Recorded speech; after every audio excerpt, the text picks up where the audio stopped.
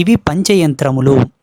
ఒక ఒక ఇంటికి సంబంధించిన ఎర్త్ ఫిట్, ఆ ఇంటికి సంబంధించినటువంటి శక్తి కేంద్రమునకు ఈ యంత్రాలను దర్శించి యంత్రశుద్ధిని అనుసరించి అన్ని తంతులు జరిపి మనం అక్కడ ఇస్తున్నాము, తీసుకోవచ్చు. ఇందులో ఒక్కొక్క యంత్రం ఒక దిశలో పెట్టాలి. ఇది కుబేర యంత్రం, ఇది నైరుతి మూలలో ప్రతిష్ఠ చేయాలి. ఇది వాస్తు యంత్రం, ఆగ్నేయ మూలలో పెట్టాలి.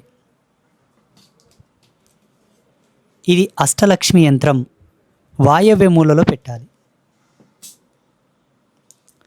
ఇది కూర్మ యంత్రం, గడప కింద లేదా గడప లోపల సెంటర్లో పెట్టాలి.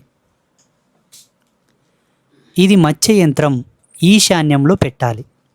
ఇలా 4 మూలల్లో 4 యంత్రాలు పెట్టి కూర్మ యంత్రం మాత్రమే గడప కింద పెట్టి శ్రీ యంత్రం మాత్రం పూజా గదిలో పెట్టాలి. ఆ యంత్రం ఎలా పెట్టాలి, దాని కింద ఏమేమి వేసి పెట్టాలో మీకు యంత్రాలు తీసుకునే కేంద్రంలోనే వాళ్ళు ఎక్స్ప్లెయిన్ చేస్తారు. ఆ పద్ధతిన వాటి కింద ఏమేమి పెట్టేయాలో వాళ్ళు చెప్తారు. ఆ పద్ధతిన మీరు పెట్టుకోవచ్చు. సొంత ఇండ్లు ఉన్నవాళ్ళు మాత్రమే 4 మూలల్లో 4 యంత్రములు, గడప కింద ఒక యంత్రం పెట్టుకోండి. రెంట్ ఇండ్లలో ఉండేవాళ్ళు అష్టలక్ష్మి యంత్రం, శ్రీ యంత్రం మాటుకు తీసుకెళ్ళి పూజా గదిలో పెట్టుకోవచ్చు. శుభమస్తు. ఈ పద్ధతిలో గనక మూలలో యంత్రాలు ప్రతిష్ఠ చేసుకుంటే ఆ ఇంటికి తిరుగు ఉండదు, ఆ ఇంటికి ఎటువంటి థ్రెట్ ఉండదు, ఎటువంటి దోషం ఉండదు, దిష్టి ఉండదు, చేతబడి ఉండదు, ఏమీ ఉండదు. యజమాని ఇంటిల్లిపాది చల్లగా వర్ధిల్లుతారు. శుభమస్తు.